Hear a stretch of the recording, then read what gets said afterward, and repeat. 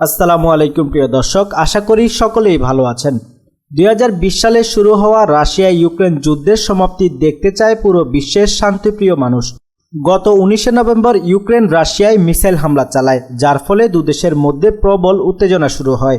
এই ঘটনার পর বিশ্ববাসী ধরেই নিয়েছিল রাশিয়া ইউক্রেন যুদ্ধ কখনোই বোধহয় থামবে না। এমনকি এই হামলার পূর্বে যখন ইউক্রেন ঘোষণা দেয় যে কোনো মুহূর্তে তারা রাশিয়ায় মিসাইল হামলা করতে পারে, ঠিক সেই মুহূর্তে রাশিয়ার প্রেসিডেন্ট ভ্লাদিমির পুতিন পারমাণবিক নীতিতে ব্যাপক পরিবর্তন নিয়ে আসে।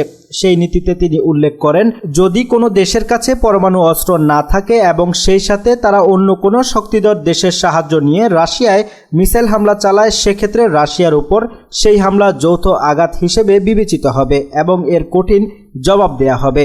পুতিনের এমন মন্তব্যের পর বিশ্বের অধিকাংশ মানুষ বিশ্বাস করতে শুরু করে এত সহজে এই যুদ্ধের সমাপ্তি ঘটবে না। অপরদিকে 5ই নভেম্বর ডোনাল্ড ট্রাম্প মার্কিন প্রেসিডেন্ট নির্বাচিত হলে অনেকেই ভেবেছিলেন রাশিয়া ইউক্রেন যুদ্ধের সমাপ্তি হবে। এর কারণ হিসেবে ধরা হয় ট্রাম্পের শাসনকালে কখনোই বিশ্বে মর্মান্তিক যুদ্ধ ছিল না। কিন্তু বিচার বিশ্লেষণ করলে দেখা যায় ট্রাম্প যখন এর আগে যুক্তরাষ্ট্রের প্রেসিডেন্ট ছিলেন তখনই তিনি রাশিয়া ইউক্রেন যুদ্ধের বীজ তৈরি করে যান। তবে এবার রাশিয়ার গণমাধ্যমের দাবি যুদ্ধ বন্ধ করার জন্য জানুয়ারিতে ডোনাল্ড ট্রাম্পের সাথে আলোচনায় বসতে চান ভ্লাদিমির পুতিন। যদিও এই যুদ্ধ বন্ধের জন্য পুতিনের রয়েছে বেশ কিছু শর্ত।